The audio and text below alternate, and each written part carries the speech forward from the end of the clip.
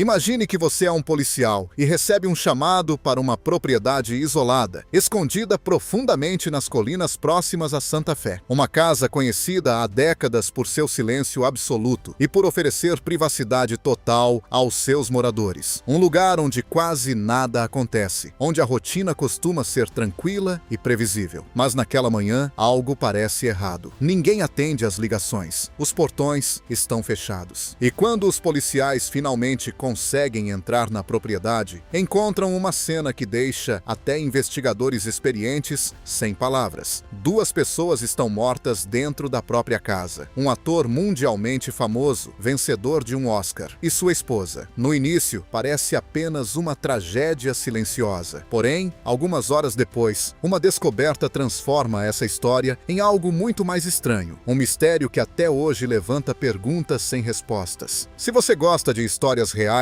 cheias de mistério e acontecimentos inexplicáveis, fique até o final. E se quiser ver mais documentários profundos como este, não esqueça de se inscrever no canal e deixar um comentário, porque, no final dessa história, existe uma pergunta que até hoje ninguém conseguiu responder com certeza. O famoso ator Gene Hackman, então com 95 anos, e sua esposa Betsy Arakawa, de 65 anos, foram encontrados mortos em sua casa na Old Sunset Trail. A propriedade ficava isolada entre florestas e paisagens desérticas, longe de olhares curiosos. Para as pessoas da região, aquele terreno sempre pareceu um lugar cercado de mistério. Grandes portões de aço protegiam a entrada, e atrás deles se escondia uma área enorme, quase impossível de enxergar da estrada. No dia 26 de fevereiro de 2025, vários veículos oficiais se aproximaram lentamente da entrada da propriedade. Os policiais não estavam ali, porque um familiar havia pedido ajuda. Quem havia dado o alerta era um trabalhador de manutenção. Ele prestava serviços ocasionalmente na propriedade e tentou entrar em contato com os moradores várias vezes, mas ninguém respondia. Nenhuma ligação retornada, nenhum sinal de movimento, nenhuma indicação de que havia alguém vivo ali. Aquilo começou a deixá-lo inquieto. Normalmente, tudo naquele lugar funcionava de forma muito organizada. Quando alguém não atendia, sempre havia algum motivo conhecido. Mas dessa vez havia apenas silêncio. Quando os policiais chegaram, perceberam imediatamente que algo estava fora do normal. Os portões pesados de aço estavam trancados por dentro. Isso significava que ninguém havia saído da propriedade há vários dias. Sem outra opção, os agentes tiveram que usar ferramentas para cortar as fechaduras e abrir os portões à força. O que encontraram dentro da casa foi profundamente triste. Gene Hackman e Betsy Arakawa estavam mortos em seu próprio lar. Próximo dali também estava um de seus cães. Exames médicos realizados mais tarde indicaram que Betsy Arakawa provavelmente havia morrido cerca de uma semana antes, vítima de uma doença pulmonar rara associada ao contato com roedores. Gene Hackman, por sua vez, aparentemente morreu algum tempo depois, devido a uma doença cardíaca agravada por seu estado avançado de Alzheimer. À primeira vista, tudo parecia ter uma explicação trágica, mas natural. Duas pessoas idosas, vivendo isoladas, que acabaram sendo vencidas pela doença e pelo tempo. Mas havia um detalhe que continuava incomodando os investigadores. Após a morte de sua esposa, Gene Hackman aparentemente passou vários dias sozinho dentro daquela casa, sem ligar para ninguém, sem pedir ajuda, sem tentar sair, nenhuma chamada de emergência, nenhuma mensagem, nenhuma tentativa de contato. E enquanto os policiais caminhavam pelos cômodos silenciosos da casa, muitos deles começaram a sentir algo difícil de explicar. Era como se o tempo ali dentro tivesse simplesmente parado. As salas pareciam congeladas no meio da rotina diária. Em alguns cômodos, xícaras ainda estavam sobre mesas. Livros permaneciam abertos em poltronas. E a luz fria da manhã entrava pelas janelas, iluminando móveis que, aparentemente, não haviam sido tocados por dias. Dois dos cães do casal ainda estavam vivos e caminhavam lentamente pela casa, como se estivessem esperando que seus donos aparecessem a qualquer momento. Ao lado do corpo de Betsy Arakawa, os investigadores encontraram vários frascos de medicamentos espalhados pelo chão. Perto dali, havia também um aquecedor portátil. Mesmo assim, não havia sinais de arrombamento, nenhuma luta, nenhuma evidência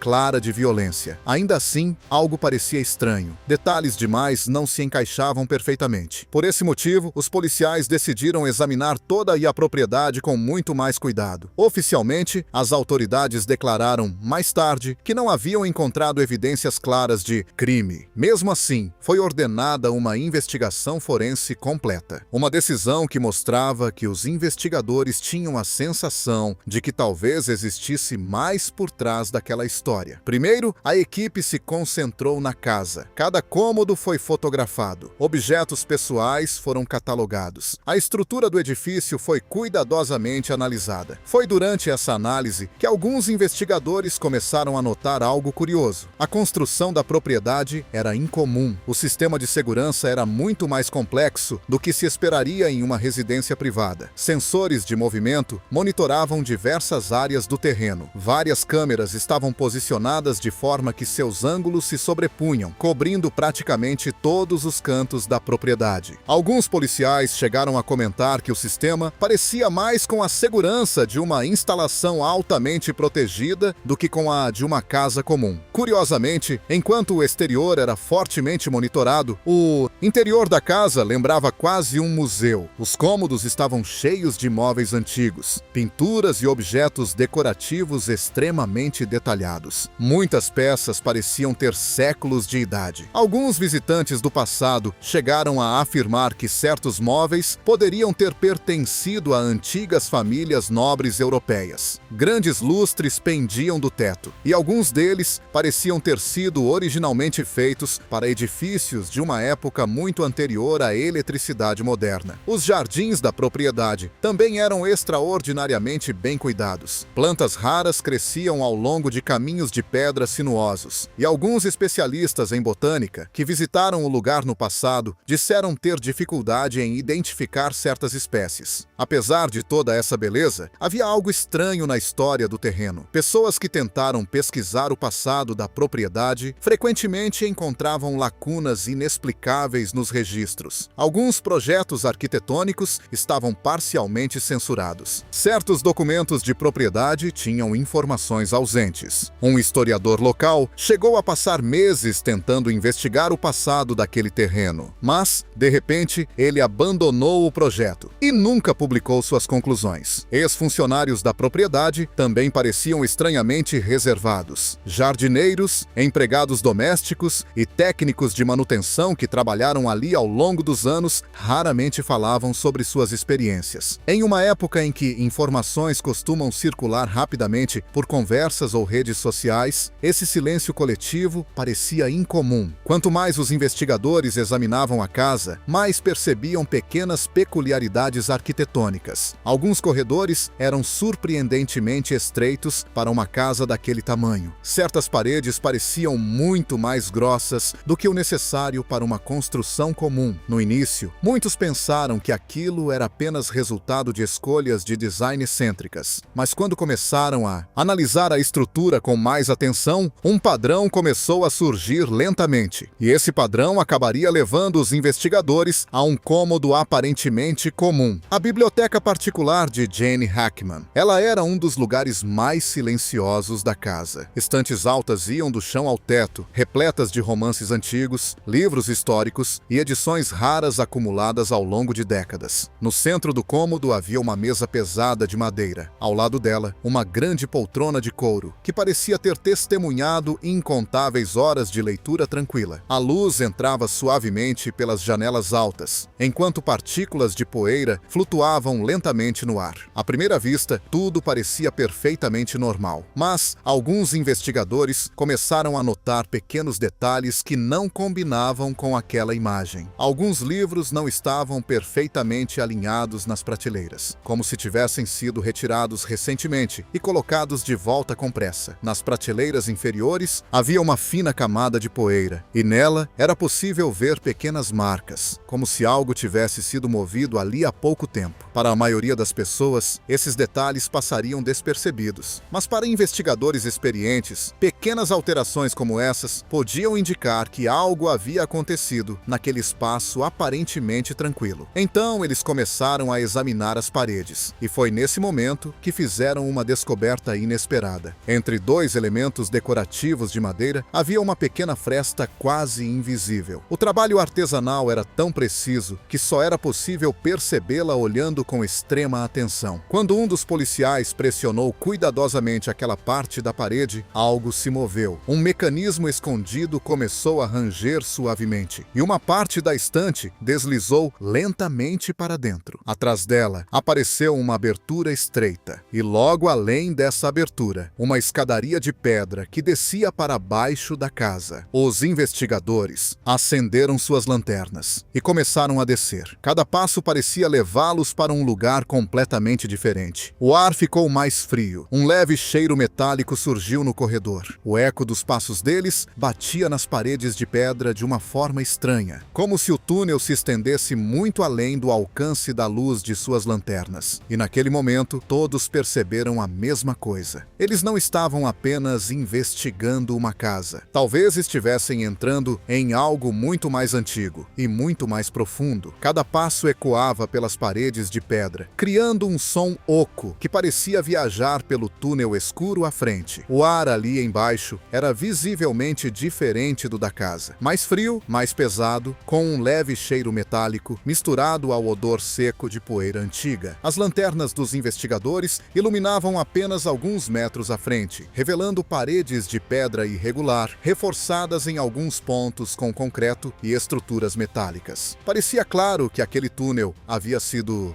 modificado ao longo do tempo. Algumas partes da construção pareciam relativamente modernas, outras, no entanto, pareciam muito mais antigas, como se tivessem sido escavadas décadas antes. Em certos trechos, pequenas marcas de ferramentas ainda eram visíveis na rocha, como se alguém tivesse aberto aquele caminho manualmente. Enquanto avançavam, alguns investigadores começaram a notar algo estranho nas paredes. Havia marcas, símbolos gravados diretamente na pedra. Alguns pareciam formas geométricas simples, círculos, linhas e triângulos conectados entre si. Outros lembravam diagramas técnicos, como se fossem esquemas de algum tipo de mecanismo. Em um ponto específico do túnel, havia até mesmo algo que parecia um desenho de engrenagens conectadas por túneis e câmaras menores. Ninguém ali conseguia dizer imediatamente o que aquilo significava. Mas uma coisa ficou clara mais tarde, quando especialistas analisaram as imagens.